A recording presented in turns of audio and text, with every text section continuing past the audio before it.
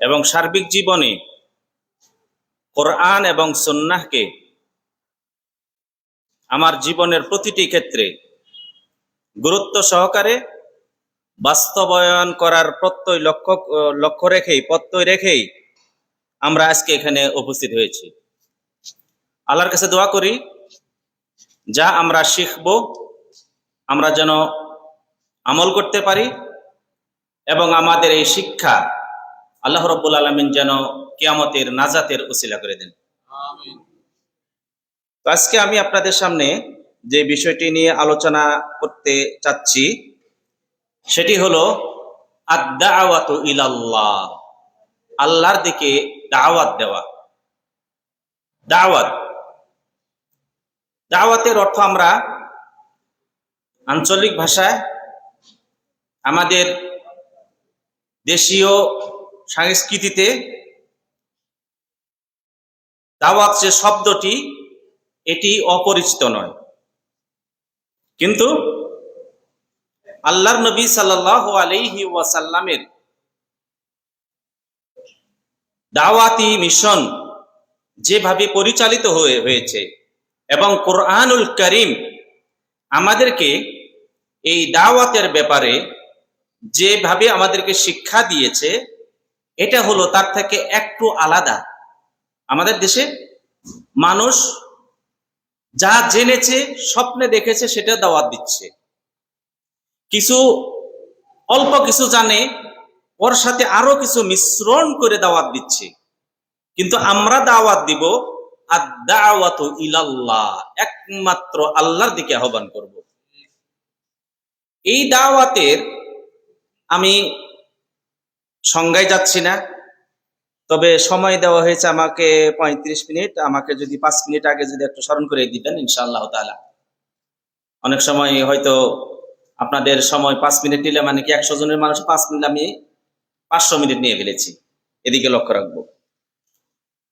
দাওয়াতু ইলাল্লাহ, এই দাওয়াতু ইলাল্লাহর অনেকগুলি বিষয় আছে, সেগুলি যাচ্ছি না। দাওয়াতু ইলাল্লাহ করতে গেলে 4টি বিষয় লাগবে। কয়টি? এই 4টিকে আমরা রুকন বলবো। ইসলামের রুকন কয়টি? কয়টি ভাই? 5টি। ইমানের রুকন কয়টি? 6টি, তাই না?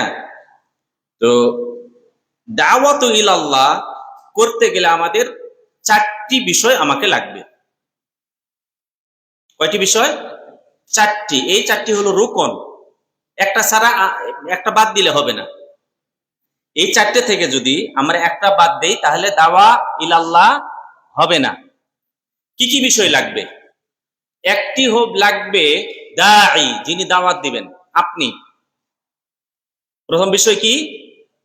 আদ-দাঈ, আপনি তো দাওয়াত দিচ্ছেন, আপনি। আর একটা লাগবে মাদউ, কাকে আপনি দাওয়াত দিচ্ছেন। কয়টা বিষয় লাগবে? যাকে আপনি দাওয়াত দিচ্ছেন, শ্রোতা। আর তৃতীয় হলো আপনার বিষয়বস্তু, কিসের দিকে দাওয়াত দিচ্ছেন, কিসের দিকে দাওয়াত দিচ্ছেন। আর চতুর্থ হলো এই দাওয়াতটা কোন পদ্ধতিতে দিবেন, দাওয়াতটা কোন পদ্ধতিতে দিবেন। এই 4টি বিষয় লাগবে। 1 নম্বর, যদি আমরা দায়ীর ব্যাপারে, যিনি দায়ী হবেন তাকে কি কি গুণ লাগবে, কতটুকু শিক্ষা গ্রহণ করা লাগবে, সেটি হলো কি, এই যেখানে আয়াতে লেখা আছে, আয়াতে লেখা আছে না সেখানে, কুল হাযিহি সাবিলি আদউ ইলাল্লাহি আলা বাসীরা, আলা বাসীরা, জ্ঞান অর্জন করতে হবে, জ্ঞান থাকতে হবে আপনাকে। আমাদের দেশে অনেক সময় দেখা যায় গ্রামে, তারপরে মসজিদের খতিব পাইবেন, কোরআন হাদিসের জ্ঞান নেই, কোরআন হাদিসের জ্ঞান নেই, কিন্তু দাওয়াত দিয়ে যাচ্ছেন। আমরা দাওয়াত দিব, আমি দায়ী। সর্বপ্রথম কি? আপনি দায়ী ইলাল্লাহ, আপনাকে সর্বপ্রথম জ্ঞান অর্জন করতে হবে। আপনি কিসের দিকে দাওয়াত দিতে যাচ্ছেন? সালাতের দিকে আপনি দাওয়াত দিতে যাচ্ছেন, সালাত ফরজ, সালাতটা কি ফরজে আইন। আপনি দাওয়াত দিতে যাচ্ছেন, কিন্তু সেই সালাতের দাওয়াত দিতে আপনি যাচ্ছেন, কিন্তু সে সম্পর্কে আপনারই জ্ঞান নেই। এখন আপনি একজনকে বললেন যে ভাই আপনি যে কাজটা করছেন এই কাজটা কিন্তু আপনার জন্য করা ঠিক না। ইনি বলছেন যে ঠিক, উনি বলছেন যে ঠিক। আপনাকে ঠিক না বেঠিক এই সম্পর্কে কোরআন এবং সুন্নাহ থেকে আপনাকে অবশ্যই জ্ঞান অর্জন করতে হবে। একটা উদাহরণ দিই আপনাকে, জ্ঞান অর্জন করতে হবে। রাসূলুল্লাহ সাল্লাল্লাহু আলাইহি ওয়াসাল্লামের কাছে সর্বপ্রথম যে ওহীটা আসলো, ওহীটা কি ছিল? কি ছিল? কে পড়তে পারবেন? প্রথম ওহী ইকরা বিসমি রাব্বিকাল্লাযী খালাক। এর গুরুত্বটা কি, এর অর্থটা কি? আপনি জ্ঞান অর্জন করুন। আপনি কি করবেন? জ্ঞান অর্জন করবেন। আপনি এবং আমি যদি লক্ষ্য করি, যেই সময়কালে মক্কা ঘরে, কাবা ঘরে 360টি মূর্তি রয়েছে, সর্বপ্রথম আপনার আমার দিমাগে আসবে যেখানে মানুষ হজে তওয়াফ করছে, যেখানে মানুষ সালাত আদায় করছে, সেখানে কেন মূর্তি থাকবে? সর্বপ্রথম মূর্তি ভাঙ্গি। ঝড় তুফানের দিন অনেক গেছে, অন্ধকার রাত্রি অনেক গেছে, মুসলমানরা ইচ্ছা করলে ওই মূর্তিগুলো ভেঙে চুরমার করতে পারতেন, কিন্তু তা না করে আল্লাহ তাআলা আপনি দায়ী। একটু যদি চিন্তা ভাবনা করেন, আপনাকে আল্লাহ তাআলা শিক্ষা দিলেন ইকরা বিসমি রাব্বিকাল্লাযী খালাক। আপনাকে জ্ঞান অর্জন করতে হবে। দাওয়াত দিতে যাবেন, জ্ঞান অর্জন করতে হবে। আপনি জ্ঞান যখন অর্জন করলেন, জ্ঞান অর্জন করার কারণে আল্লাহর নবী সাল্লাল্লাহু আলাইহি ওয়াসাল্লাম দাওয়াতি ক্ষেত্রে যে তিনি একটা পরিকল্পনা করেছিলেন, সেই পরিকল্পনা আল্লাহ রাব্বুল আলামিন বাস্তবায়ন করলেন। দেখবেন যে বিনা রক্তপাতে মক্কা আল্লাহ তাআলা বিজয় করে দিলেন এবং 360টি মূর্তি আল্লাহ সেখান থেকে অপসারণ করলেন। এরই নাম হলো কি?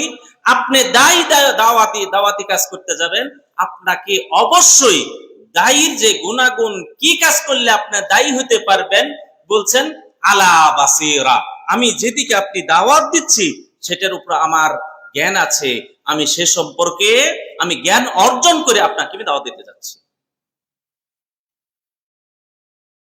ইউরোপের দেশে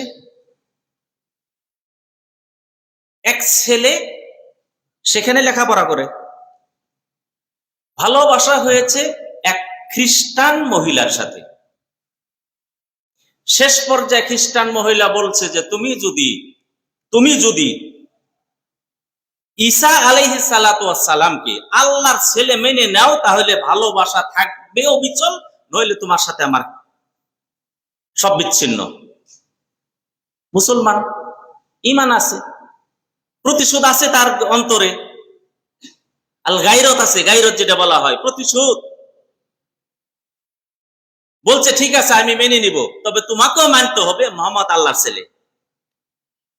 এই যদি দায়ীর অবস্থা হয়, তাহলে ও যে শিরকটা করছে তার চেয়ে বড় শেখ আপনি পতিত হলেন। আপনি প্রতিশোধ এভাবে নেবেন না। এই জন্যই আপনাকে আমাকে জ্ঞান অর্জন করতে হবে। কি অর্জন করতে হবে? জ্ঞান অর্জন করতে হবে। আপনি দায়ীর জন্য অনেক গুণাবলী রয়েছে।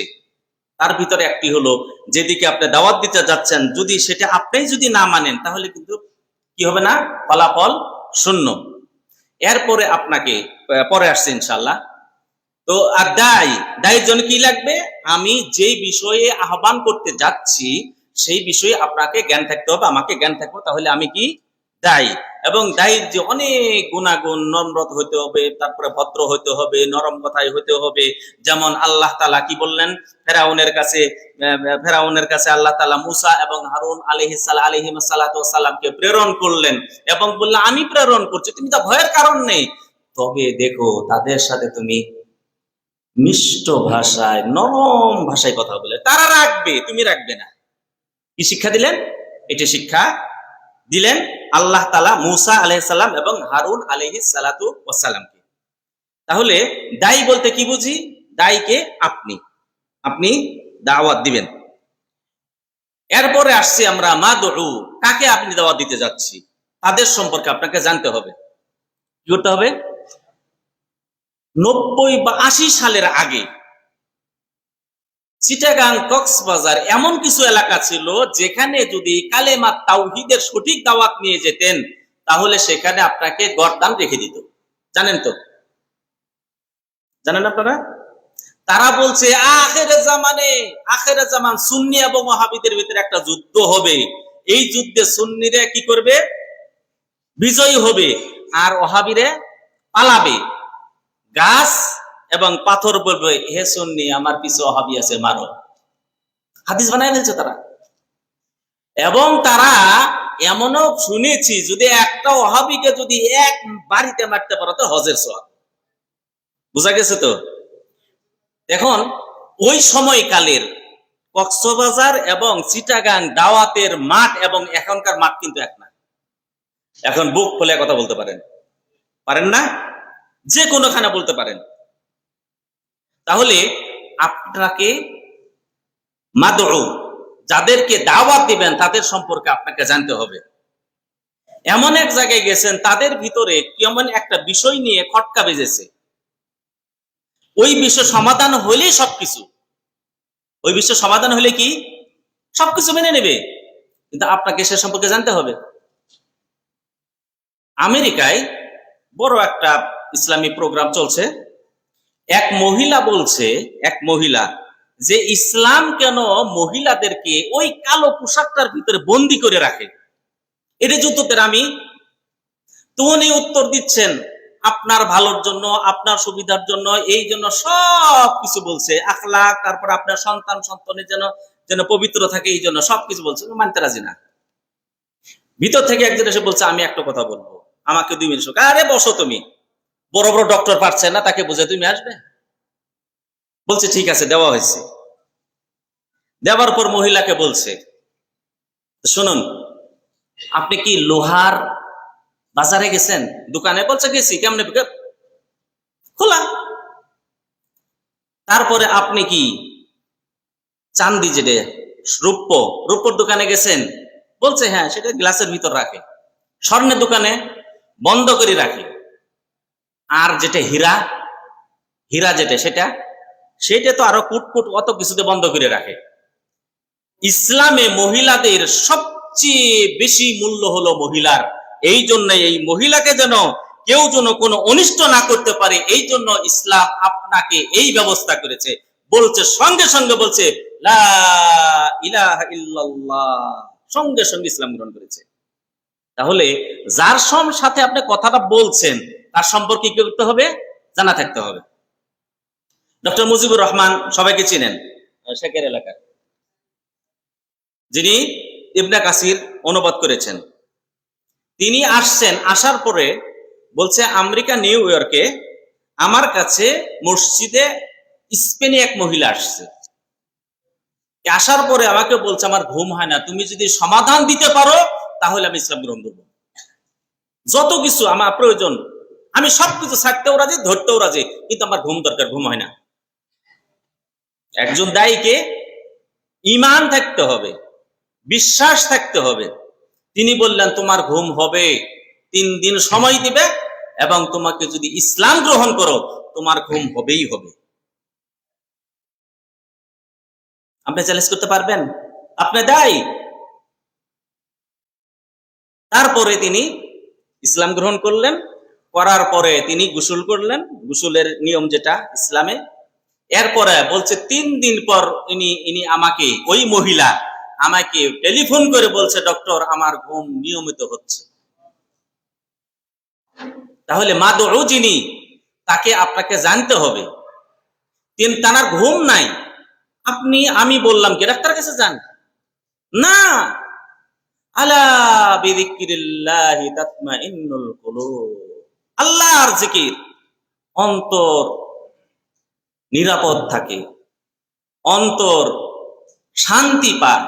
তাহলে এই যদি আপনাকে যদি ওই বিশ্বাস যদি থাকে, যে কোনো হিন্দু, যে কোনো খ্রিস্টান, যে কেউ আসুক না কেন, বলছে আমার শরীরের ভিতরে এই রোগ রয়েছে, আপনি জানেন ইসলাম হলো একটা মহৌষধ, ইসলাম হলো বড় একটি ঔষধ, ইসলামের সালাদ একটি ঔষধ, সবকিছু একটা করে ঔষধ। আপনি তাকে যদি, আপনার যদি দায়ী হিসেবে যদি সেই শিক্ষা যদি পেয়ে থাকেন, আপনি দায়ী হিসেবে যদি সেই ঈমান যদি পেয়ে থাকেন, আপনি বলবেন আপনার নিশ্চিত সবকিছু পাইবেন। শুধু একটা কাজ করতে হবে, সেটা কি? আলা বিযিকরিল্লাহি তাতমাইন্নুল কুলুব, জিকির করতে হবে। রাসূল সাল্লাল্লাহু আলাইহি সাল্লাম হুযায়ফা বিন ইয়ামানকে রাদিয়াল্লাহু তাআলা, মুআয বিন জাবালকে যখন তিনি প্রেরণ করলেন, কোথায়? ইয়ামানে। কোথায় প্রেরণ করলেন? ইয়ামানে প্রেরণ করলেন। দুইবার প্রেরণ করেছেন, এটা প্রথমবারের বিষয়। তিনি বললেন, মুআয তুমি যাচ্ছ আহলুল কিতাবের কাছে। কার কাছে? আহলুল কিতাব, যাদের কাছে তাওরাত রয়েছে, তাদের কাছে ইনজিল রয়েছে, জাবর রয়েছে, তাদের কাছে তুমি যাচ্ছ।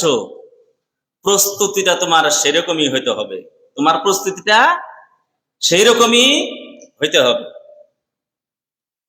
তাহলে আপনাকে যেখানে দাওয়াত দিতে যাচ্ছেন, যেই গ্রামে যাচ্ছেন, ওই গ্রামে এমন একটা সুন্নাত বিরোধী কাজ আছে, যদি ওই সুন্নাত বিরোধী কাজটা যদি ধরেন, তাহলে আপনাকে একবার লাল কার্ড দেখা বের করে দিবে। আর আপনি মনে করলেন সুন্নাত বিরোধী আমি কাজ করব, নামাজে গিয়ে হবে না, তাহলে আপনাকে দাওয়াতি কাজ আপনার দ্বারা হবে না সেখানে। বোঝা গেছে? একটা উদাহরণ দিচ্ছি। তো অনুরূপ ভাবে আপনাকে যেমনি ভাবে রাসূল সাল্লাল্লাহু আলাইহি সাল্লাম মুআয রাদিয়াল্লাহু তাআলা প্রেরণ করলেন, যে আহলুল কিতাবদের যেভাবে দাওয়াত দেওয়ার দরকার, একজন হিন্দুকে সেইভাবে দাওয়াত যদি দেন, তাহলে কাজ হবে না। তাহলে কি হবে না? কাজ হবে না। তার সম্পর্কে আপনাকে জানতে হবে, তার সমস্যাটা কোথায়।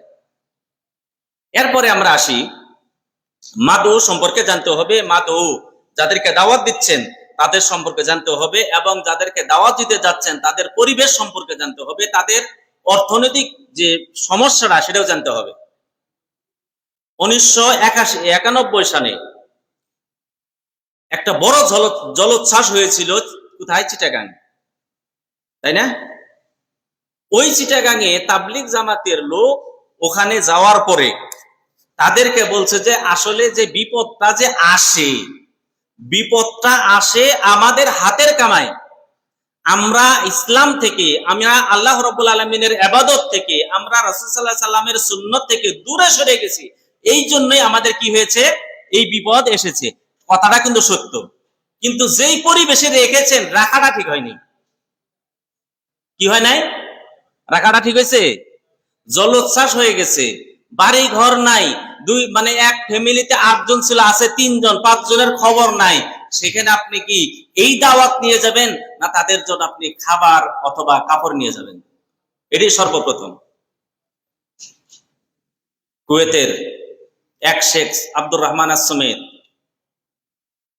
তার হাতে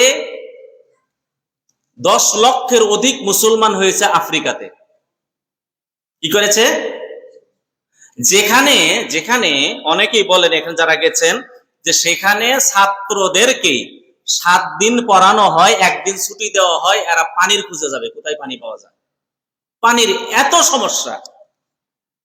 সুলাইমান আব্দুর রহমান আস-সুমাইদ, তিনি বড় করে একটা নলকূপ করতে গেলে অনেক টাকার প্রয়োজন, সেখানে অনেক নিচে, একটা করে দিয়ে কাউকে তিনি ইসলামের দাওয়াত দেন নাই।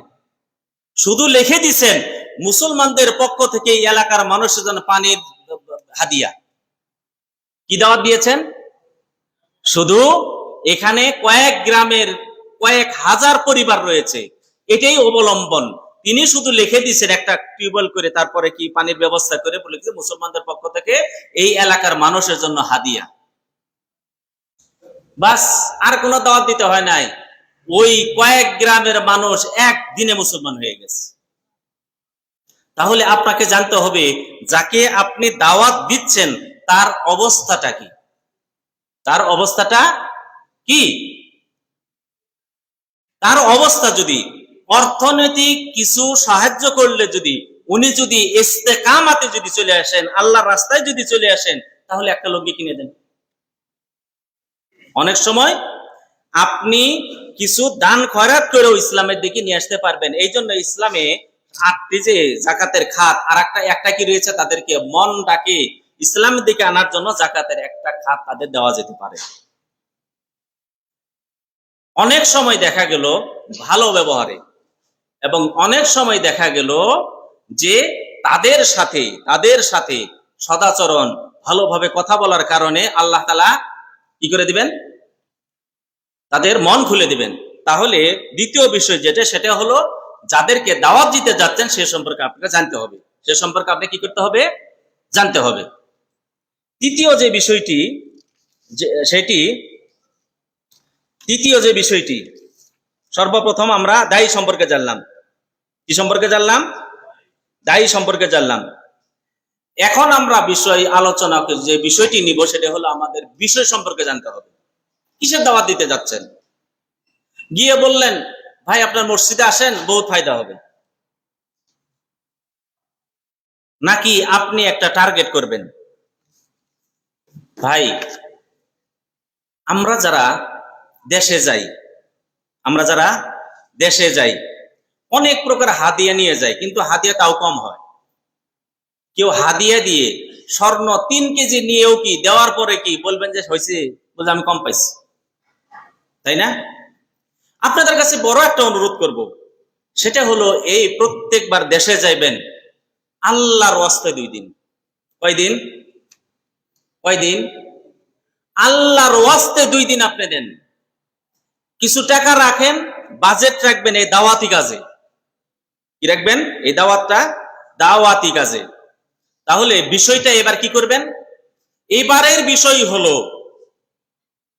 আমাদের এলাকায় যে মহিলা এবং পুরুষ ভিক্ষা করতে আসে 10 জন টার্গেট করব। তাদেরকে বলি, তুমি কয় কেজি চাউল পাও? বলছে 3 কেজি চাউল পাই। ঠিক আছে, 10 জন মহিলা, একজন মহিলা নিয়ে এসে ছোট ছোট সূরা গুলি শিক্ষা দেওয়ার ব্যবস্থা করেন, সালাদটা শিক্ষা দেওয়ার ব্যবস্থা করেন। এরপরে দুপুরবেলা খাবার ব্যবস্থা করেন, ওই 3 কেজি চাউল দিয়ে দেন এবং বলবে শেষে তোমার জন্য কাপড় আছে ব্যবস্থা। তাহলে অল্প খরচে, অল্প একটু পরিশ্রমে আপনি একজন মানুষকে জাহান্নাম থেকে আপনি বাঁচাতে পারলেন।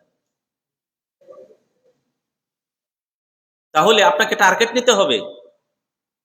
সাধারণভাবে এমনি বলে ইসলাম মেনে চলো না, প্রশিক্ষণের ব্যবস্থা করেন। এবার যারা দেশে যাইবেন, একজন ভাই আপনার মসজিদের ইমাম সাহেবকে আগের থেকে কথা বলবেন, শেখ আমরা 1 সপ্তাহের একটা কোর্স করব, টাকা পয়সা যা লাগে ইনশাআল্লাহ আমি চেষ্টা করব। আপনার পরিবেশ কি চায়? অনেক পরিবেশ আছে খাবার না দিলে আসবে না, ব্যবস্থা করেন। মান তারাকা লিল্লাহি শাইআন, কেউ যদি আল্লাহর ওয়াস্তে কিছু ছেড়ে দেয়, বিসর্জন দেয়, আল্লাহ তাআলা এর পরিবর্তনে অনেক ভালোটা দান করেন। আপনারা সবাই এটা প্রমাণ আছেন। এইবার দেশে যাবেন, ইমাম সাহেবকে বলবেন মসজিদে আমরা 1 সপ্তাহ 2 দিন 3 দিনের একটা কোর্স করব। সেটা হলো কি? আরকানুল ইসলাম, লা ইলাহা ইল্লা, এর অর্থে অনেকেই জানে না।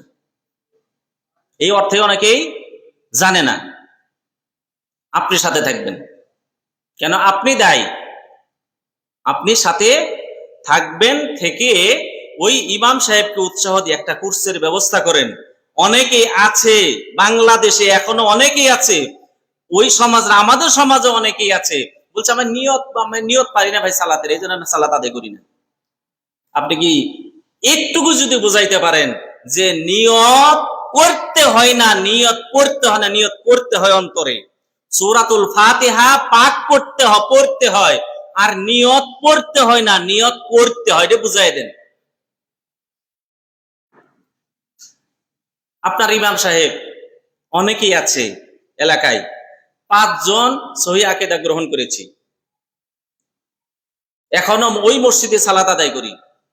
টার্গেট নিয়েছেন, এক জায়গায় গিয়েছি, টার্গেট নিয়েছে যে আমি সৌদি আরব থাকা অবস্থায় সত্যের দাওয়াত পেয়েছি, এবং আসার পরে এখন আমরা 35 জন হয়েছি কয়েক বছরে, 100 জন যেদিন হব সেই দিন আমরা চেষ্টা করব যেই মসজিদটা রয়েছে এই মসজিদকে আমরা কি করব, সহি আকীদা প্রচার করে ইমাম সাহেবকে আমরা এই দাওয়াতে নিয়ে এসে, ইমাম সাহেব যদি নিজেই যদি মানে ভালো হয়ে যান, নিজেই যদি সহি আকীদা গ্রহণ করেন, তাহলে এই সমাজ পুরাটাই সহি আকীদা গ্রহণ করবে।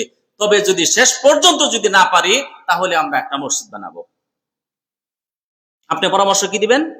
চেষ্টা করেন ওই মসজিদটাকে যেন আপনি শুদ্ধ করতে পারেন। ওদের মাঝে আমাদের মাঝে কিন্তু পার্থক্যটা বেশি না, সামান্য পার্থক্য, কিন্তু বুঝের ভুল। আপনি যখন ওই সমাজে যাবেন, যাওয়ার পরে বলবে যে তোমাদের এই ভুল এই ভুল না। সর্বপ্রথম যিনি সহিহ হাদিস মানতে হবে এই স্লোগান দিয়েছিলেন তিনি ছিলেন আবু হানিফা রাহিমাহুল্লাহ। আমরা যাদেরকে হানাফি আমরা দেখি তারা কিন্তু আবু হানিফাকে তারা মানে না বেশি, আবু হানিফাকে প্রকৃত আবু হানিফাকে মানে আহলে হাদিসরাই বেশি মানে। এটা তো জানেন। এই বিষয়টা তাদের সাথে বসেন, বলবেন নামায়াতু নুসাল্লি সারা নামাজ হবে না, ভাই দলিল নিয়ে আসেন। আমরা কোরআন থেকেও চাই না, হাদিস থেকেও চাই, ইমাম আবু হানিফা থেকে একটা দলিল নিয়ে আসে যে তিনি বলেছেন যে নামায়াতু নুসাল্লি পাঠ করতে হবে, শেষ। তাহলে আমাদেরকে যে বলছি, আমাদেরকে বিষয় কোন বিষয়টা সম্পর্কে এবার আমি দাওয়াত দিব। এইবার আমরা এক ভাই দাওয়াত দিবেন, এক ভাই দাওয়াত দিবেন যে আমি সমাজ কল্যাণ কাজ আমি এবার প্রশিক্ষণ একটা দিব বা কিছু করে আসবো সমাজ কল্যাণের কাছে। রাসূল সাল্লাল্লাহু আলাইহি ওয়াসাল্লাম বলছেন সমাজ কল্যাণের কাজ এত গুরুত্বপূর্ণ। এক ব্যক্তি রাস্তা দিয়ে যাচ্ছে, দেখছে একটা ডাল দাঁড়িয়ে আছে, মুসলমানে মানুষদেরকে কষ্ট দিচ্ছে, কেটে ফেলার কারণে আল্লাহ তাআলা এই সমাজ সেবা করার কারণে আল্লাহ তাআলা তাকে জান্নাত ফয়সালা করে দিয়েছেন। একজন প্রোগ্রাম নেন, এবার বিষয়টা যেটা আপনি বিষয় নেবেন, এবার গিয়ে সমাজ কল্যাণ কাজ করব। আর একজন বিষয় নিলেন, আমি এবার গিয়ে সালাত আদায়ের ব্যাপারে সমাজকে আমি উৎসাহিত করব, আমার বিষয় হবে সালাত কায়েম করা। আর একজন বিষয় নেন যে আমরা এবার বিষয় নিব সার্বিকভাবে আকীদাকে বিশুদ্ধ করার জন্য কি কি প্রয়োজন, এই নিয়ে আমি এখানে একটা দল গঠন করব। ইমাম সাহেবকে নিয়ে, মুয়াজ্জিন সাহেবকে নিয়ে, আরো বন্ধু বান্ধব যারা আছে, আমরা তাদের সাথে আমরা আল্লাহ কোথায় বলে, আল্লাহ সব জায়গায়, কি বলেন? এখন আপনি বলবেন কোরআন থেকে দলিল নিয়ে আসেন, আর রহমানু আলাল আরশি ইস্তাওয়া, ইন্না আনজালনাহু ফি লাইলাতিল কদর, আমি নাজিল করেছি কোরআনকে। জিবরিল আলাইহিস সালাম নাজিল হইতেন, তারপরে তার কাছে কালিমা মানে ভালো কাজ তার কাছে উঠিয়ে যায়, তাই না? এরপরে আমরা যখন দোয়া করি উপরের দিকে দোয়া করি। রাসূল সাল্লাল্লাহু আলাইহি সাল্লাম বিদায় হজ্জের ভাষণে তিনি বললেন, হে উম্মত, আমার উম্মতরা, সমস্ত উম্মতরা তারা তার নবীর বিপক্ষে সাক্ষী দিবে, আমাদেরকে পৌঁছায় নাই। আমি কি পৌঁছাইছি? সাহাবারা বললেন, হ্যাঁ ইয়া রাসূলুল্লাহ, আপনি সঠিকভাবে পৌঁছিয়ে দিয়েছেন, আপনার দায়িত্ব। আল্লাহ নবী সাল্লাল্লাহু আলাইহি সাল্লাম বললেন, আল্লাহুম্মা শাহ, তুমি সাক্ষী থাকো। এরপরে মেরাজ হলো কোথায়? আল্লাহ সব জায়গায় আছেন, তাহলে মেরাজ হলো কোথায়? প্রথম আসমান, দ্বিতীয় আসমান, সপ্ত আসমান পার, তারপরে সিদরাতুল মুনতাহা, তারপরে মেরাজ হলো রাসূল সাল্লাল্লাহু আলাইহি সাল্লামের। তাহলে মেরাজ কোথায়? উপরে না? তাহলে এই বিষয়গুলি দিয়ে তাদেরকে আপনি কি করতে পারেন, যদি তাকে যদি এইভাবে বুঝাইতে পারেন, বলছে ঠিকই তো কথা, আমাদেরকে এতদিন ভুল শিখাইছে, এতদিন আমাদেরকে ভুল শিখাইছিল। একটা উদাহরণ, ডাক্তাররা বলছে যে গরুর যে চর্বি আছে, চর্বি খেও না, চর্বি খেলে তুমি মারা যাবে তাড়াতাড়ি, ব্লক হবে, এই হবে সেই হবে, কোলেস্টেরল বাড়বে, এই করবে সেই করবে। আল্লাহ তাআলা ইহুদিদের একটা সাজা দিলেন যে তোমরা চর্বি খেতে পারবে না। কেন? চর্বির শরীরের জন্য এত উপকার, এই উপকারটাকে আল্লাহ তাআলা তাদের জন্য নিষেধ করে দিলেন, খেতে পারবে না। শরীরের জন্য অনেক প্রকার উপকার রয়েছে, আর যেটা কোলেস্টেরল হয় সেটা এই চর্বি না, অন্য চর্বি। তাহলে যেই বিষয়টি আমাদেরকে বিষয়টা ঠিক করতে হবে। আর দ্বিতীয় চতুর্থ যেটা, সেটা হলো পদ্ধতি, কিভাবে দাওয়াত দিব, কিভাবে দাওয়াত দিব। এখন আপনি যখন দাওয়াত দিতে গেলেন, ইন্ডিয়াতে একটা জায়গা আছে মুর্শিদাবাদ, মুর্শিদাবাদ, মালদহ, এই এলাকাগুলিতে এক লোক সহি আকীদা শিক্ষা গ্রহণ করেছে, একজন আলেম। তিনি এসে ওই চলে যায় কাদের কাছে, হাল বইছে। আগে তো হাল বইতে ট্রাক্টর ছিল না, তো গরু দিয়ে হাল বইছে। হাল বইয়ের ওখানে গেছে, যা বলছে, ভাই একটা কথা শুনো, আমরা যে ইসলামটা মানছি ওই ইসলাম এবং প্রকৃত ইসলামের ভিতর অনেক পার্থক্য। বলছে এই চলে যেত পাগল, তাও আসে। তো গরুকে পিটানো বাদ দিয়ে একটা লাঠি থাকে কিন্তু, জানেন, ওই লাঠি দিয়ে ভালো করে পিটাইছে। পাগল আসছে আমার কাছে। আচ্ছা, তুমি আমাকে মেরেছো, সমস্যা নেই, তো তুমি যখন হাল শেষ করবে তখন চলো একটু তোমার সাথে 5 মিনিট কথা বলবো। এইভাবে দাওয়াত দিতে দিতে দিতে দিতে দেখবেন যে মুর্শিদাবাদ থেকে শুরু করে তারপরে চাঁপাইনবাবগঞ্জ, আমাদের কি বলে রাজশাহী, পাবনা, এদিকে কিন্তু সব আহলে হাদিসের আখড়া বেশি। কেন? ওই যে ওই শেখ দাওয়াতি কাজ করেছিলেন, ওই দাওয়াতি কাজের ফসল। আর একটা উদাহরণ দেবো ইনশাআল্লাহ তাআলা। এই উদাহরণ মাধ্যমে, আমার সময় তো আমাকে জানালেন না কতটুকু কখন শেষ হবে, আরো 5 মিনিট আছে আলহামদুলিল্লাহ। তো একটা উদাহরণ দেই। আমাদের নারায়ণগঞ্জ, পুরিন্দার ওই পাশে একটা গ্রাম আছে, গ্রামের নাম হলো নোয়াগাঁও। আহলে হাদিসদের আমরা মনে করি বড় আলেম থাকতেন। আর ওই সময়কালে পীর বলে মানে এই ছিল, কি বলে, প্রসিদ্ধ ছিল আমাদের পীর সাহেব, নোয়াগাঁও। তো তখন সিপাহী বিদ্রোহের সময়, যাই হোক ওদিকে যাচ্ছে না, তো একবার এই যে গাজীপুর চৌরাস্তায় একটা মুনাজারা হলো, বাহাস হলো। ওই সময়কালে বলা হতো রফে এবং হানাফি। আমাদের বলতো কি, সহিহাদি যারা মানি তাদেরকে বলতো রফে, এখনো বলে এলাকা রফে। রফে মানে হাত ওঠায়। এদের সাথে একটা মুনাজারা হলো। আর মুনাজারা কেমনে হয়েছে, তখন তো বড় মাইক ছিল না, যে হরণ যেটা। আর ওই এলাকার যে রাজা ছিল, হিন্দু রাজারে নিয়ে ফিল্ম হয়েছে, অনেক কিছু হয়েছে ঘটনা, ওই রাজা ছিল সভাপতি। মাঝখানে স্টেজ, ওনাদের জন্য ওনারা কত গাড়ি, মোষের গাড়ি দিয়ে কি বলে অনেক বই নিয়ে আসছে। আহলে হাদিসরা অল্প কিছু বই নিয়ে হাজির হয়েছে। তখন আমাদের যারা লোক ছিল দেখলো যে অবস্থা খারাপ, চারপাশে হাজারে হাজারে মানুষ, মাঝখানে স্টেজ, একটা ওদের একটা এদের, একটু ভয় খেয়ে গেছে। যারা সালাফি ছিল ভয় খেয়ে আস্তে আস্তে অনেকেই মানুষের সাথে মিশে গেছে। ওরা বলছে, দেখো ওরা রফেরা সব হারিয়ে পালাইছে। কি করেছে? ওরা হেরে গেছে, ওরা পালিয়ে গেছে। মতিউল ইসলাম একজন ছিলেন ওই এলাকার, তিনি খাটক মানুষ ছিলেন। তিনি বললেন, আমি আছি, রফেরা এখনো আছে। তখন রাজা বললেন যে ওদেরকে তো বিজয়ী করিয়েই দিব, তো তুমি একা যখন আছো, তুমি কিছু কথা বলো, তুমি কিছু কি বলো, কথা বলো। তিনি শুরু করলেন যে এরা আপনারা যারা ইসলামের দোহাই দিয়ে আজ পর্যন্ত আপনাদের পরিচালনা করেছে, তারা আপনার বাপ দাদাকে জাহান্নামে ঢুকেছে শিরক করানোর কারণে। শিরক করার কারণে কি করেছে? তোমার বাপ দাদাদেরকে, এখন তোমাদেরকেও তাই করছে। সঠিক ইসলাম হলো এটি, আর আপনারা ইসলাম যেটা মানছেন সেটা হলো আপনাদের এলাকার ইসলাম। তিনি 1.5 ঘন্টা আলোচনা করেছেন এইভাবে, একটা মানুষ নড়েনি, তবে স্টেজ ফাঁকা। কি হয়েছে? যে পাশে যে মানে ছিল হানাফিদের যে স্টেজ ছিল, ওই স্টেজ ফাঁকা হয়ে গেছে। ফাঁকা হওয়ার পর তখন তাকে কি করে বিজয়ী ঘোষণা করা হলো? রফেদেরকে কি করা হলো? বিজয়ী ঘোষণা করে দেওয়া হলো। তিনি বললেন, না, এখনো শেষ হয় নাই।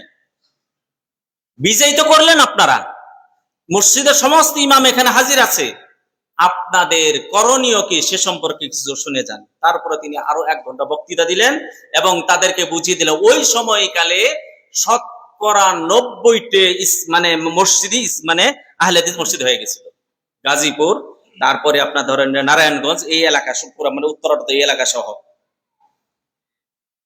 তো আপনার যদি জ্ঞান থাকে, আপনি যদি প্রকৃত দায়ী থাকেন, তাদের ভিতরে যে সন্দেহগুলি আছে ওই সন্দেহ করলে যদি আপনি যদি ঔষধ দিতে পারেন তাহলেই যথেষ্ট, তাহলেই যথেষ্ট। তাহলে আমাদের বিষয়টাকে আমরা চয়ন করব এবং উসলুব কোন ভাষায় আমরা তাদেরকে দাওয়াত দিব, এমন যেন না হয় আমি রাখালের কাছে গেছি, গিয়ে আমি সাহিত্যের ভাষা শুরু করে দিয়েছি, তাহলে আপনার দাওয়াত ঠিক হবে না। আবার আপনি একজন ভালো সাহিত্যিকের কাছে গিয়ে আপনার আঞ্চলিক ভাষা শুরু করে তাও হবে না। তাহলে আমাদেরকে এই বিষয়গুলো আমাদেরকে জানতে হবে। বিষয় 1 নম্বর হলো আপনি দায়ী, আপনাকে অবশ্যই জ্ঞান অর্জন করতে হবে এবং যাদের সম্পর্কে আপনি দাওয়াত দিবেন তাদের সম্পর্কে আপনাকে জানতে হবে। আর একটা হলো কি, বিষয়টা কি, সালাতের নাকি কিসের, আমি যেন উদাহরণ দিলাম, একজন সমাজ কল্যাণ নিয়ে যাবেন, একজন সালাত নিয়ে যাবেন, একজন আকীদা নিয়ে যাবেন, একজন আরকানুল ইসলাম নিয়ে যাবেন, একজন আরকানুল ঈমান নিয়ে যাবেন। এইভাবে এই বিষয় ভিত্তিক দাওয়াতি কাজ যদি করেন তাহলে আমাদের দাওয়াতি কাজ সফল অবশ্যই হবে। আল্লাহর কাছে দোয়া করি আল্লাহ রাব্বুল আলামিন আপনাদের আমাদেরকে সবাইকে তৌফিক দান করুন। আমরা যেন নিজে যা জানি এ সম্পর্কে যেন আমার পরিবারকে এবং আমি যেন নিজে যেন সর্বপ্রথম আমল করতে পারি এবং আমার আত্মীয় স্বজন যারা রয়েছে তাদেরকে আমি দাওয়াত যেন দিতে পারি। আল্লাহ তাআলা আমাদেরকে সবাইকে তৌফিক দান করুন। আসসালামু আলাইকুম ওয়া রাহমাতুল্লাহি ওয়া বারাকাতুহু। মাশাআল্লাহ, জাযাকাল্লাহ খায়রান শাইখে হাসান জাযা। শেখের আলোচনা থেকে আমরা যা বুঝতে পারলাম এবং শুনতে পারলাম, শেখে প্রশ্ন করব মানে আলোচনা শেষে ওইখান থেকে এবং পুরস্কার দেওয়া হবে যে উত্তর দিতে পারবে।